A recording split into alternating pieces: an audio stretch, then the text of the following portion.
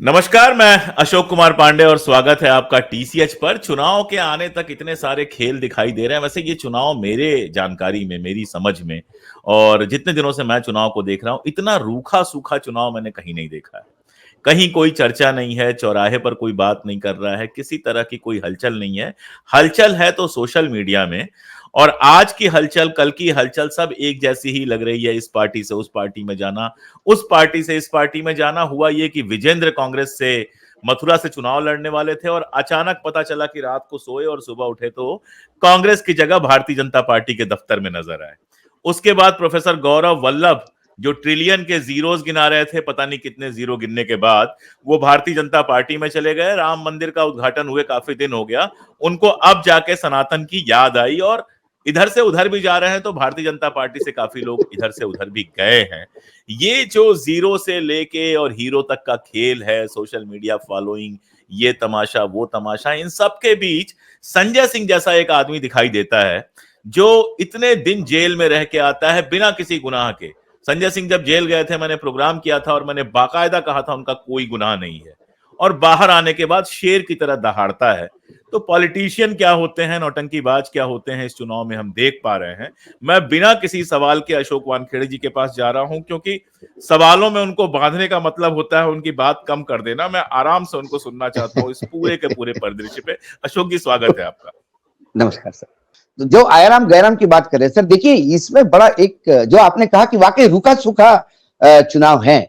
रुका सूखा चुनाव इसलिए भी है कि वो वन साइडेड चल रहा है। भारतीय जनता पार्टी के पास पैसों की कमी नहीं, दबा के इलेक्टोरल बॉन्ड आ गए हैं, ट्रस्ट के द्वारा प्रोड्यूसर ट्रस्ट जो है उसका भी पैसा आया है, बाकी चंदा उगाई उगाई वो तो सब अब इतना सामने आया है कि एजेंसियों से एक्सटॉर्शन करवा करवा के पैसे कमाए, एक उनके पास है। दूसरी बात, एजेंसियों की ताकत है, तो जो ताकतवर नेता है उनको नकेल डाल के अपने पार्टी में ले आते हैं, गले में गमछा डाल के उसको भाजपाई बनाते हैं।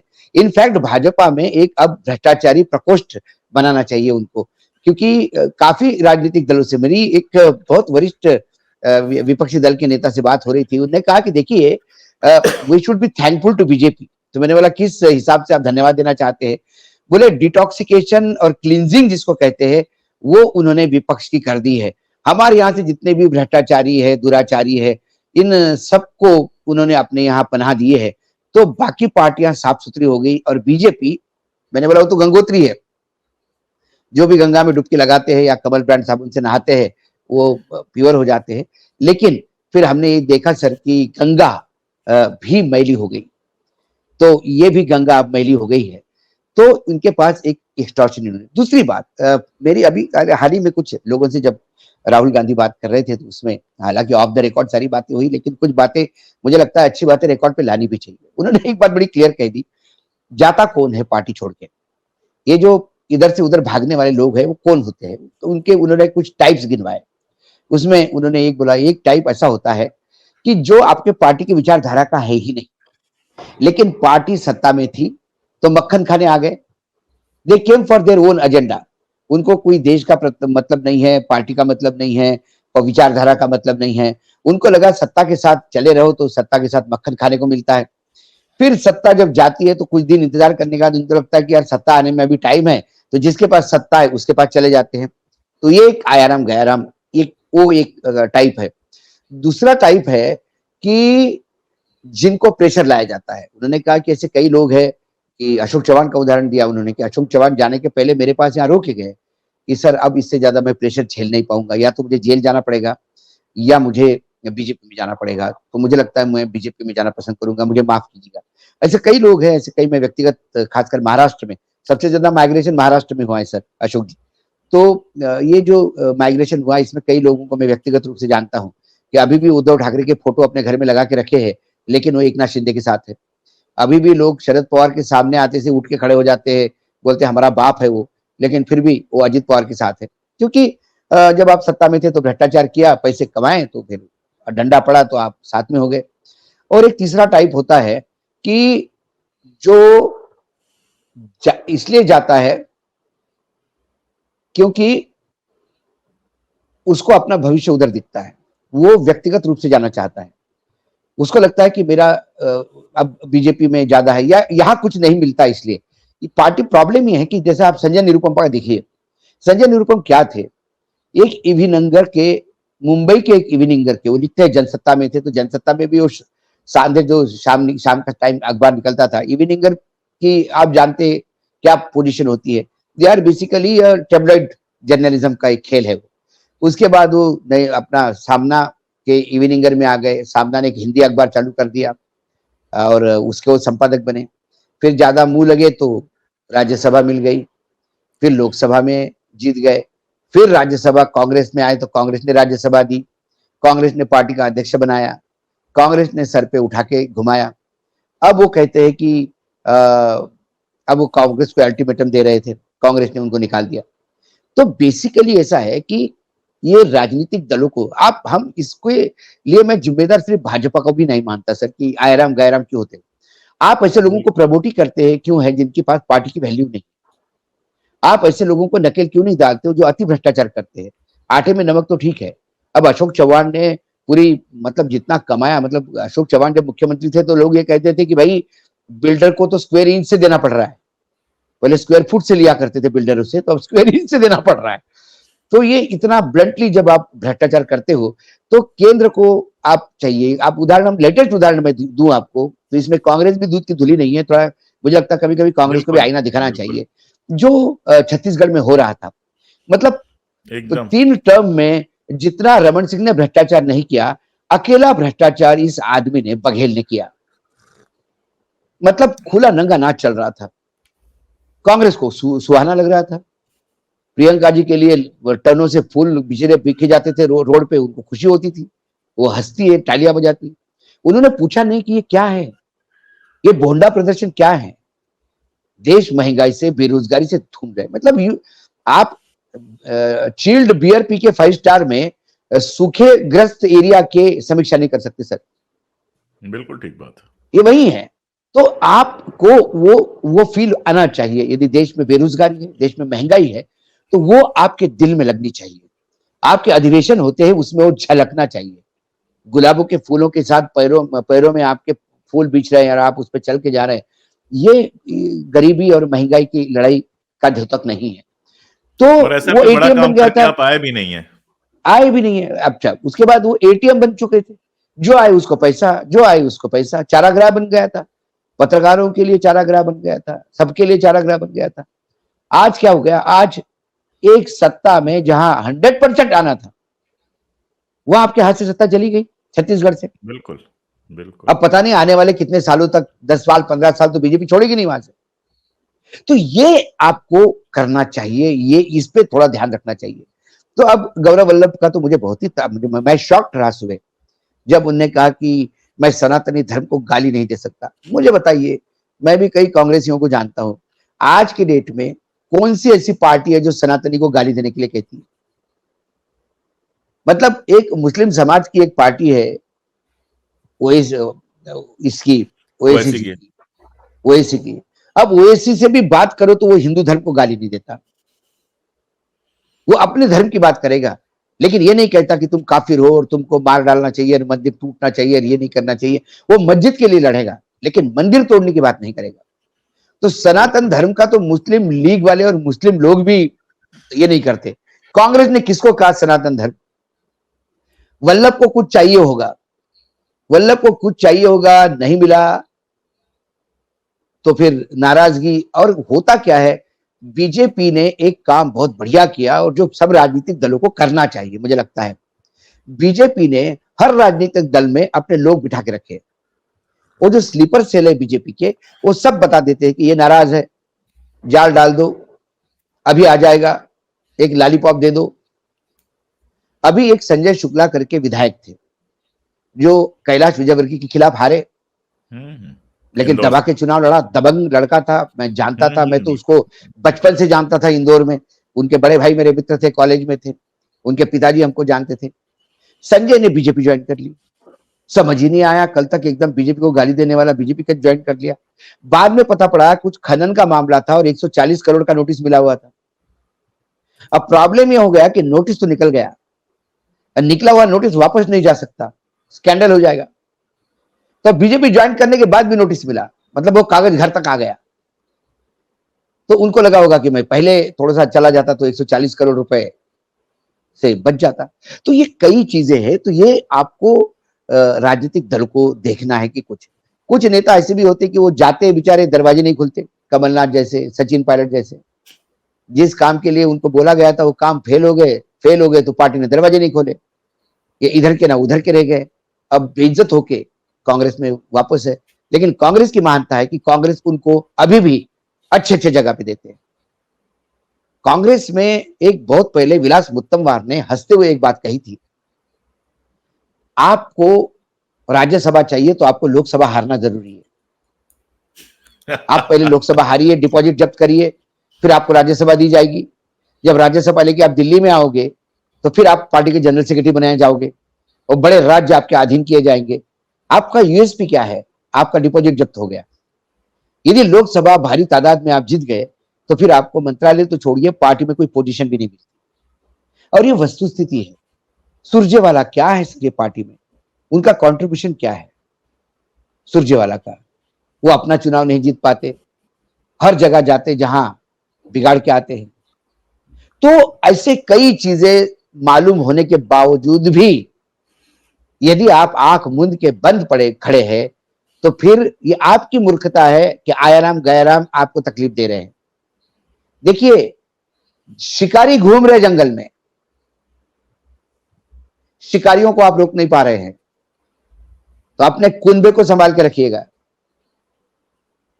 2014 से शिकारी घूम ही रहा है और वो एक मचान पे बैठता है, ईडी सीबीआई इनकम टैक्स हाका लगाते हैं। तो आपके बाड़े के जानवर आपके बाड़े में रखिए, नहीं तो ये यदि उनके हाथ में आ गए तो ये हाका लगाते लगाते सामने ले जाएंगे, फिर गले में टक करके वो गमछा आ जाता है और कल का व्यभिचारी सदाचारी हो जाता है, कल का भ्रष्टाचारी देश ईमानदार हो जाता और देश को चुनने लायक हो जाता है। और इतना ब्लंट है। और अशोक जी, मुझे कई बार मुझे अपने आप पे खौफ आती है कि हम इस पे हमको विश्लेषण करना पड़ रहा है, ये हमारी भी दुर्गति है। वाकई आपको सवाल पूछना पड़ रहा है इस बात पे, ये दुर्गति आपकी है और जवाब हमको देना पड़ गया, दुर्गति है हमारी, क्योंकि ये समाज ऐसा हो गया है। मोदी जी किस मुंह से भ्रष्टाचार के खिलाफ लड़ाई करने की बात करते हैं मुझे समझ में नहीं आता। रोज भाषण दे रहे, मैं डरूंगा नहीं, मैं पीछे नहीं हटूंगा, मैं भ्रष्टाचारियों को जेल पहुंचा के रखूंगा। अरे जिन 25 लोगों को जेल में जाना था, बड़े 25 लोग जो हर राज्य के बड़े सरदार है, वो सब भ्रष्ट, सारी केसेस सुन के वो सब आप गोद में लेके बैठे हो। कईयों के केसेस माफ कर दिए, कईयों के कर दिए। हमारे अजीत पवार के बारे में 70,000 करोड़ का घोटाला इन्होंने कहा, बीजेपी में कभी आने नहीं देंगे इन्होंने कहा, चक्की पिसवाएंगे इन्होंने कहा। आज विदर्भ में किसान आत्महत्या करता है क्योंकि वहां इरिगेशन नहीं है। इसका कौन, इस पूरे इरिगेशन और ये पूरे स्कैम का कौन किंग पिन है?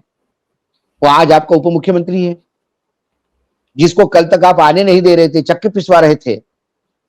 अमित शाह जी उनको बुके देके कहते कि दादा आप बहुत देर से आए, पहले आना चाहिए था। अब ऐसा ही एक कार्यक्रम में एक पत्रकार ने मुझे पूछा कि भाई इसके मायने हमको नहीं समझ में आ गए, दादा पहले आ जाना चाहिए था, मतलब क्या कहना चाहते हैं अमित शाह जी? मतलब नहीं, अमित शाह जी क्या कहना चाहते हैं तो मैं बोल नहीं सकता, क्योंकि अभी तक भ्रष्टाचारी था वो अजीत पवार, अभी एकदम वो सदाचारी हो गया। मैंने एक ही मुझे बात समझ में आती है कि अमित शाह मधेपुरा बैंक में डायरेक्टर थे, वहां घोटाला 1600 करोड़ रुपए का हो गया था। उनको ये इंफीरियर कॉम्प्लेक्स से ग्रस्त है वो, कि मैं इतना बड़ा चाणक्य लेकिन 1600 से आगे नहीं जा पाया, ये 17,000 करोड़ तक पहुंचा। तो इसलिए बुला रहे होंगे कि आप पहले आ जाते तो हम भी 70 के स्लैब में आ जाते, हम भी आपसे कोई ट्यूशन लेते हैं। प्रमोशन हो तो जाता। बीजेपी इतने दिनों से पावर में नहीं थी बेचारी, अब पावर में आई तो उनको भ्रष्टाचार कैसा करो ये बताने के लिए भी कुछ फैकल्टी चाहिए। इसके लिए सिलेक्टेड फैकल्टीज, ये सिलेक्शन का काम जो है, जो यूपीएससी करता है, वो सिलेक्शन का काम हमारे यहाँ ईडी सीबीआई और इनकम टैक्स करता है। और फिर ये रिक्रूट करते हैं उनको और फिर उनसे फैकल्टी लेते हैं। अब यही कह सकते हैं अशोक जी, और क्या हो सकता है मुझे बताइए? वल्लभ जो इसके आगे अगर देखें सर, पानी अगर पीस इसके आगे कोस के पी रहा था, वो कहता है कि कैपिटल बिल्डिंग हो रहा है। मुझे मतलब प्रोफेसर साहब को मैं पूछूंगा, वेल्थ वेल्थ क्रिएटर्स को गाली क्रिएशन, नहीं दे सकते। वेल्थ क्रिएटर्स को, who is creating the wealth? Are they selling the properties and creating the wealth? Adani and Ambani, who else? If Adani and Ambani are the wealth, so you are creating Adani and Ambani and you are saying that they are creating the wealth. क्या wealth create कर दी? बेरोजगारों की फौज wealth है professor साहब। आत्महत्या करता हुआ किसान वेल्थ है। गिरता हुआ रुपया वेल्थ है। बढ़ता हुआ कर्जा वेल्थ है। घटता हुआ निर्यात वेल्थ है। किसको वेल्थ कहेंगे हम? वो बीजेपी के चंद वेल्थ बड़े, क्रिएटर्स हैं, बीजेपी के लिए वेल्थ क्रिएट कर रहे हैं वो। नहीं तो उन्होंने बोल देना चाहिए ना कि मैं इसलिए जा रहा हूं कि मुझे कुछ चाहिए भैया, इधर कुछ नहीं मिल रहा है। मतलब एक ही, मैंने उसके बाद भी मैंने एक मर्द तो देखा, अशोक चौहान, जिसने कांग्रेस के बारे में एक शब्द नहीं कहा। एक शब्द उसने नहीं कहा कहा। कि मैं व्यक्तिगत निर्णय से जा रहा हूं, मुझे बस व्यक्तिगत निर्णय है मेरा, मैं किसी को इसको दोषी नहीं मानता। अब इन्होंने तुरंत, अब इतने दिनों के बाद, अब अभी भी कुछ लोगों को, मतलब कितने लेट करंट है ये लोग, कितना लेट इनको करंट लगता है, समझ में आती है। हम तो वल्लभ जी को बहुत मेधावी मानते थे और बहुत शार्प मानते थे। अब उनको इतने महीने बाद समझ में आ गया कि राम मंदिर बन गया साहब। बताइए। अशोक जी, ये बात कहनी नहीं चाहिए, लेकिन मैं पब्लिकली कह रहा हूं क्योंकि सब पब्लिक ही हो रहा है। गौरव वल्लभ जी के कभी कभार मुझे फोन आते थे, कांग्रेस के कई प्रवक्ता फोन करते हैं इतिहास वगैरह पर कुछ पूछना होता है तो, और भी पार्टियों के करते हैं, मैं बता देता हूं। और बात तो नहीं खोलूंगा, लेकिन जितनी बातचीत मुझसे हुई है उसमें सनातन वगैरह की जो बात कर रहे हैं वो सिर्फ बेवकूफी की बात है। कितने वो धार्मिक हैं, कितना रैशनल हैं, वो खुद जानते हैं, लेकिन ठीक है, अब जिस पार्टी में जाना है उसका गाना तो गाना ही पड़ेगा। संजय सिंह की मैं बात करना चाह रहा था, मैं थोड़ा आपसे सुनना चाह रहा था। देखिए, ये ऑप्शन मनीष सिसोदिया के पास भी था, ये ऑप्शन सत्येंद्र जैन के पास भी था, और मैं बहुत क्लियरली कह रहा हूं कि आम आदमी पार्टी का मैं शुरू से बड़ा क्रिटिक रहा हूं, कभी प्रशंसक नहीं रहा हूं। लेकिन इतने लंबे वक्त तक जेल में रहने के बावजूद न तो मनीष सिसोदिया, न सत्येंद्र जैन और न संजय सिंह ने संघम शरणम गच्छामि की लाइन ली। जेल में हैं, झेल रहे हैं।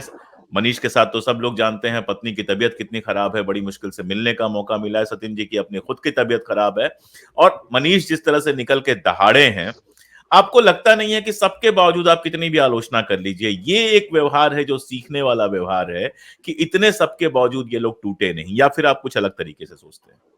नहीं नहीं सर, मैं ये मानता हूं, एक राजनीतिक मर्दांगी होती है, द पोटेंसी, पॉलिटिकल पोटेंसी, और एक होती है पॉलिटिकल इम्पोर्टेंसी। जो लोग माइग्रेट होते हैं, दे आर पॉलिटिकल इम्पोर्टेंट। राजकीय नपुंसकता है ये, आप झेल नहीं सकते।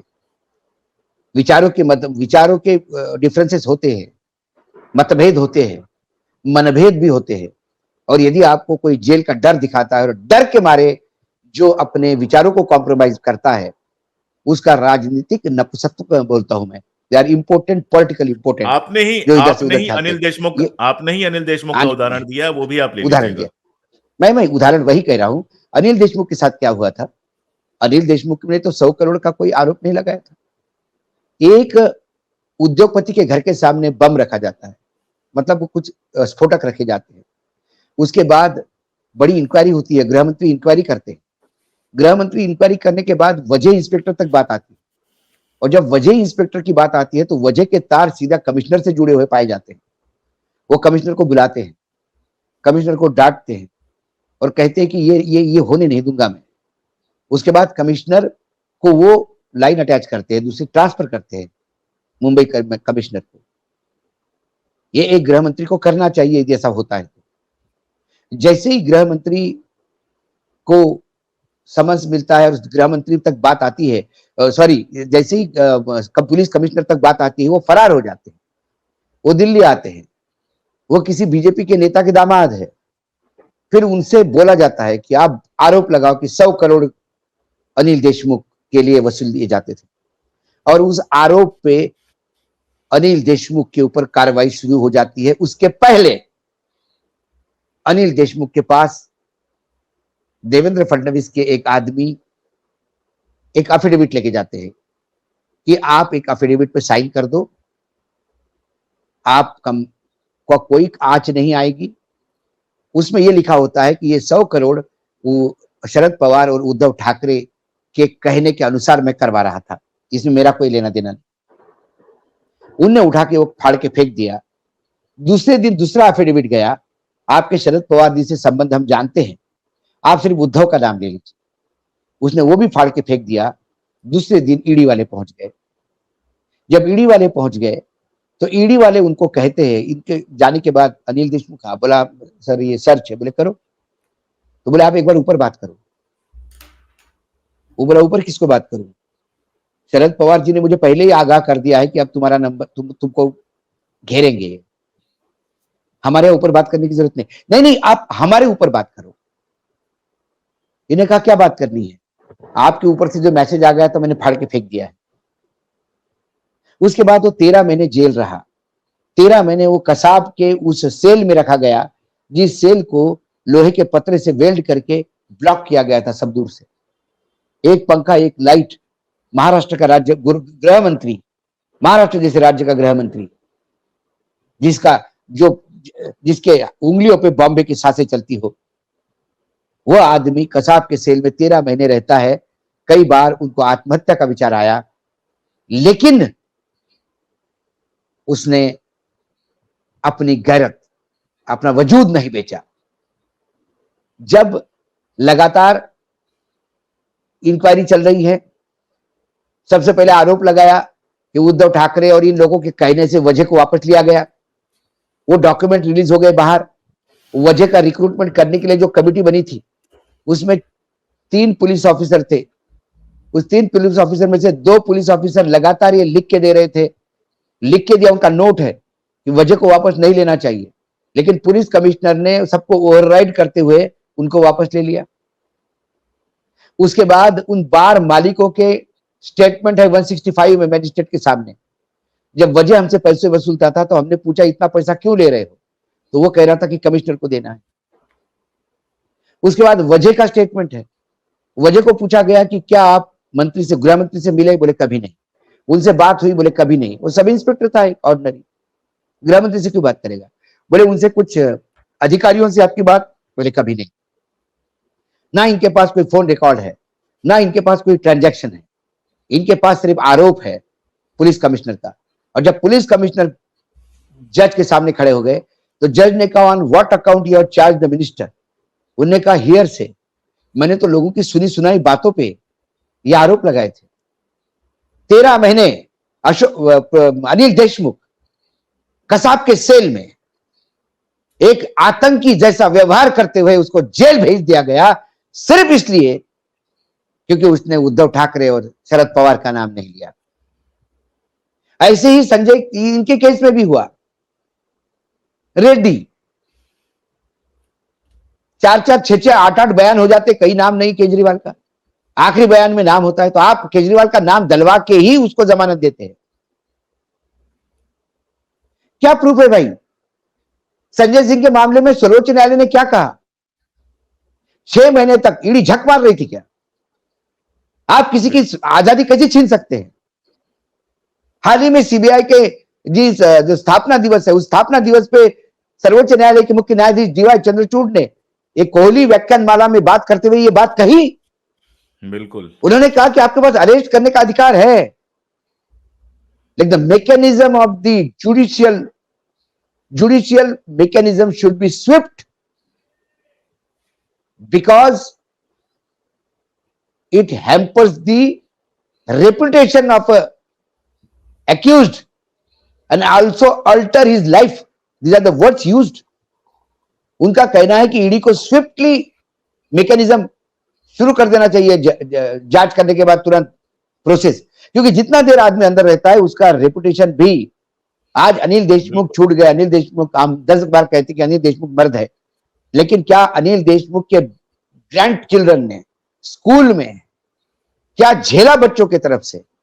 क्या पूरा समाज अनिल देशमुख की पत्नी बाहर नहीं जा सकती थी? अनिल देशमुख की बहुएं मार्केटिंग के लिए मार्केट में नहीं जा सकती थी? बोले देखो 100 करोड़ वाले लोग जा रहे हैं, लोग फब्बिया कसते थे। क्या इस सोशल सफरिंग का किसी के पास डाटा है? क्या क्यों करते हैं? क्योंकि आपका मनोबल तोड़ना होता है। अंग्रेज यही करते थे, औरंगजेब यही करता था। छत्रपति शिवाजी महाराज को अरेस्ट किया, उसका मनोबल नहीं टूटा, उसने शरणागति नहीं पत्करी, वो अपने छोटे बच्चे को लेके भाग गए, आगरा के किले से निकल गए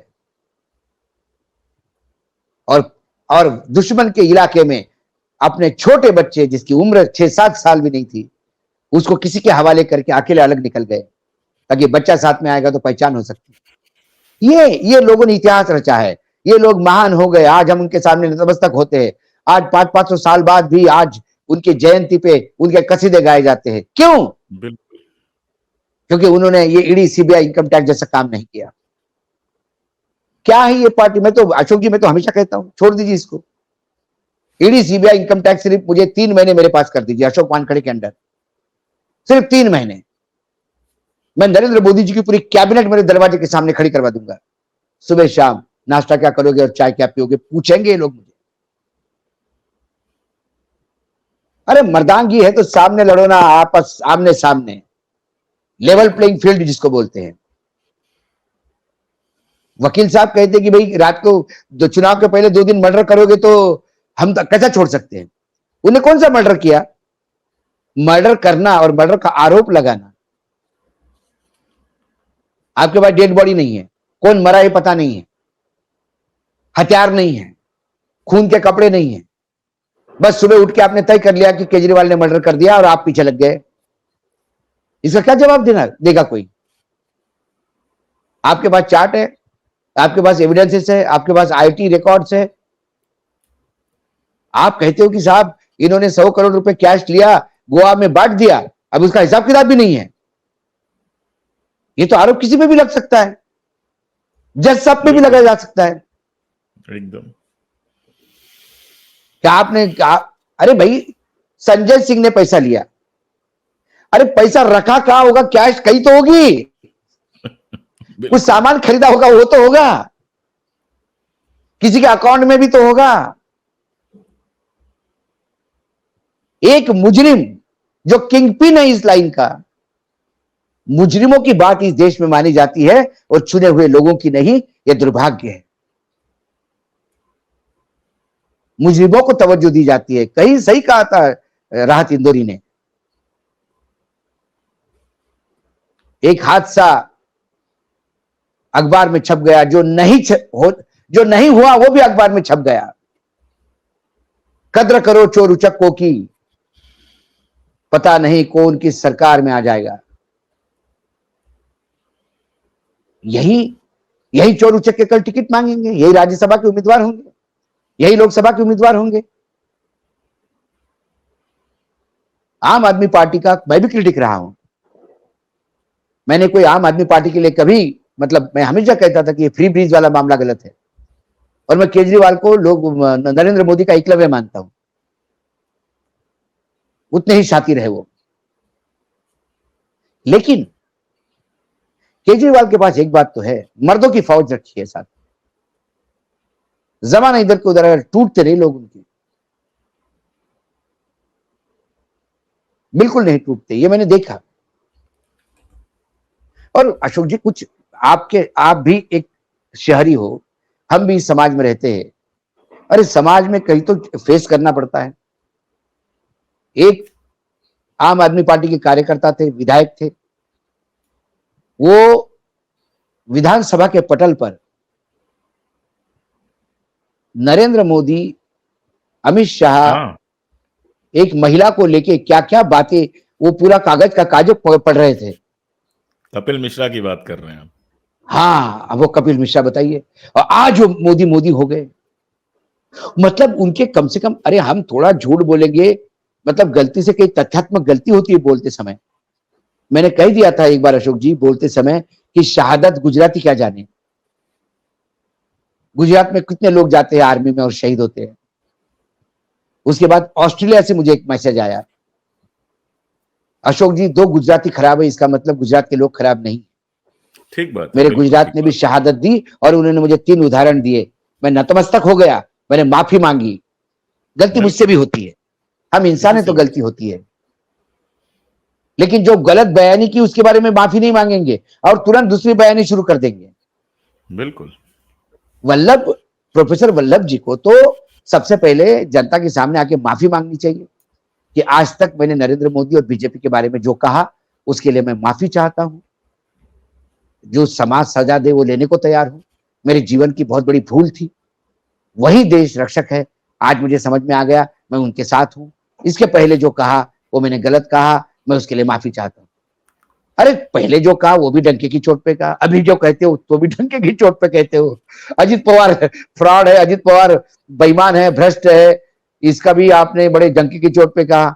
अजित पवार सहकारिता के देश को आगे बढ़ाने वाले एक बहुत बड़े सेनानी है, ये भी आप कहते हो। अरे कहीं तो झूठ होगा भाई, या तो पहला झूठ होगा या दूसरा झूठ होगा, कहीं तो झूठ होगा। मैं रेलवे से ज्यादा, मेरे से ज्यादा रेलवे का संबंध किससे है? मैं रेलवे प्राइवेटाइज नहीं होने दूंगा, या तो तब झूठ बोले, या अभी प्राइवेटाइज हो गए तो अब झूठ बोल रहे हो। रुपया 60 रुपए हो गया तो देश की इज्जत खराब हो गई, अब बोलते हो कि देश की इज्जत बढ़ रही है। अरे कुछ तो इतना मूर्ख मत समझो जनता को भाई, हद हो गई अब। तो बातें हैं, बातों का क्या, कस्में वादे प्यार वफा सब बातें हैं, बातों का क्या। ये कभी हम लोग गाने में सुनते थे और अब देख रहे हैं। ये उपकार का गाना है साहब, जी। और वाकई यथार्थ में है। कस्में वादे प्यार वफा जब बातें हैं, बातों का क्या। कोई किसी का नहीं है सगा जग यहाँ में पे, जग कोई में। किसी का नहीं है यहाँ जग तो में, नाते हैं नातों का जग क्या। में जी। नाते हैं नातों का क्या। तो ना इनके लिए अपने पार्टी के सीनियर्स, इनका कोई मायना है। यहां सिर्फ सत्ता भोगना ये लक्ष्य है, और इस लक्ष्य को साध्य करने के लिए जो कर सके, नैतिक अनैतिक सब जायज है। क्योंकि 2014 के बाद शर्म, लिहाज, नैतिकता, जनलाज, जनलज्जा, मन की लज्जा, परंपराएं, ये सब शब्द जो है शब्दकोश से जबरिया रिटायर्ड किए गए हैं। एनपीए हो और गए यदि सब। कोई इसका उपयोग करता है तो उसके मायने बदल दिए गए हैं। बिल्कुल। दरअसल मैं उन लोगों में से नहीं हूं जो किसी स्वामी भक्ति, किसी लॉयल्टी में भरोसा करते हैं या लॉयल्टी की मांग करते हैं। किसी व्यक्ति के प्रति लॉयल्टी होना अच्छा भी हो सकता है और बुरा भी हो सकता है, लेकिन विचार के प्रति लॉयल्टी ना होना हमेशा बुरा ही होता है।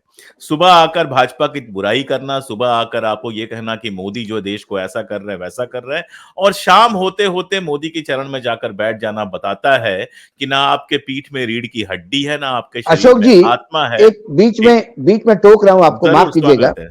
स्वागत मैं है। ये कह रहा हूं कि लेकिन विचार में परिवर्तन शयने शयने होता है, धीरे धीरे होता है, ये ओवरनाइट नहीं होता।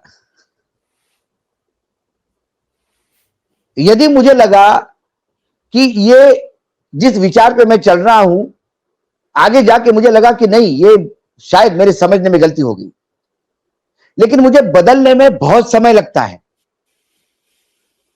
प्रॉपर यू टर्न करने में पूरी जिंदगी निकल जाती है। जीवन के पीक पे वो जो विचार मैंने रखे, और बुढ़ापा जाके कहता है कि यार शायद मैं तब गलत था, शायद तब भी मैं कंफर्म नहीं हूं, शायद मैं गलत था। क्योंकि वर्तमान में देखते हुए मुझे लगता है कि अब ये सही है। लेकिन आधे घंटे के अंदर विचार बदलते हैं, 1 घंटे के अंदर विचार बदलते हैं। एक गुप्ता जो ऑलरेडी बीजेपी का एजेंट था कांग्रेस में, रोहन गुप्ता, उसको आपने नेशनल हीरो बना दिया, आपने उसको सोशल मीडिया का इंचार्ज बना दिया। बताइए, बीजेपी का स्लीपर सेल था वो। उसकी पत्नी और बीजेपी के नेताओं के एक ही कंपनी में कैसे डायरेक्टरशिप थी, वो सब कागज में लाए थे। और जब ये स्टोरी ओपन हो गई तो उनको पद से हटाया गया, लेकिन फिर स्पोक्समैन बनाए रखे। बताइए ये। अब उसने टिकट मिलेया साहब गुजरात में, और फिर चुनाव लड़ने से मना कर दिया। और एकदम उसे याद आया कि वो राम मंदिर के उद्घाटन में नहीं गए, इसलिए मैं आहत हो गया। राम को समझने में जिसको इतना समय लगे वो रावण ही हो सकता है। सबको राम समझ में आ गए, वानरों को राम समझ में आए, भालुओं को राम समझ में आए, मेरी शबरी को राम समझ में आए, केवट को राम समझ में आ गए, वाल्मीकि को राम समझ में आ गए जो लुटेरा था। राम समझ में नहीं सिर्फ रावण को आए थे, और जिन जिन को लेट राम समझ में आ गए ये सब रावण हैं। मृत्यु छैया पे पड़ने के बाद उनको राम समझ में आता है। यह है प्रॉब्लम इन लोगों का। तो जो बातें आप मुझे कहनी थी आपने कही दिया। एक राम रावण पे जब बात चलती है तो मुझे तुलसीदास का एक ही चौपाई का हिस्सा याद आता है और मैं हमेशा कोट करता हूं कि जासु राज प्रिय प्रजा दुखारी सोनृप अवसि नरक अधिकारी। जिस राजा के समय प्रजा दुखी है उस राजा को निश्चित रूप से नरक मिलना चाहिए। मैं सिर्फ इतना याद रखता हूं, बाकी सारी बातें अशोक जी ने कर दी हैं। एक आखिरी बात है कि कांग्रेस के लिए भी बैठकर जरा सोचने का मामला है। जब कोई जाता है तो ये कहा जाता है इनको ये दिया, इनको वो दिया, इनको वो दिया। सवाल ये पूछा जाना चाहिए कि क्यों दिया, वो वाकई डिजर्व करते थे या उसकी कोई और वजह थी। आखिर ऐसा क्यों है कि बाहर से लोग आते हैं जिनका कोई खास मतलब नहीं होता है, पिता के मरने के बाद लोग आते हैं और खटाखट खटाकर उनको युवराज जैसा दर्जा दे दिया जाता है, तुरंत एमपी भी बन जाते हैं, तुरंत पहली ही टर्म में मिनिस्टर बन जाते हैं और सीधे कैबिनेट मिनिस्टर बन जाते हैं। लोगों को बार बार हारने के बावजूद, गौरव वल्लभ 3 चुनाव हार चुके हैं, बार बार हारने के बावजूद पद दिए जाते हैं, सब कुछ दिए जाते हैं और कांग्रेस का कमिटेड कार्यकर्ता पूरी जिंदगी दरी बिछाता है, उदास रहता है, निराश रहता है। वो अगर अभी कभी अपनी लीडरशिप से मिलने के लिए दिल्ली आना चाहे तो महीनों दिल्ली पड़ा रहेगा, उसको टाइम नहीं मिलेगा कि अपनी लीडरशिप से मिलकर वो बात कर सके। बल्कि जबकि दिल्ली के बैठे हुए दलाल जो हैं वो रोज मिलते हैं, चाय पीते हैं, घूमते हैं और उसके बाद जो ही मौका मिलता है औकात यहां बनाते हैं, स्विच वहां कर जाते हैं। तो कांग्रेस को भी सोचना होगा कि उसके पूरे सांगठनिक ढांचे में प्रॉब्लम कहां है। मैं एक ही शब्दावली का उपयोग करूंगा कि आपको पॉलिटिकल शेर और पॉलिटिकल गीदड़ के बीच में फर्क करना सीखना पड़ेगा। और बिना किसी हिचक के मैं बहुत सीधे कह रहा हूं कि संजय सिंह जैसे नेता से आपको सीखना पड़ेगा कि आप 6 महीने जेल रह के बाहर निकलते हैं और उसके बाद किस तरह से गरजते हैं।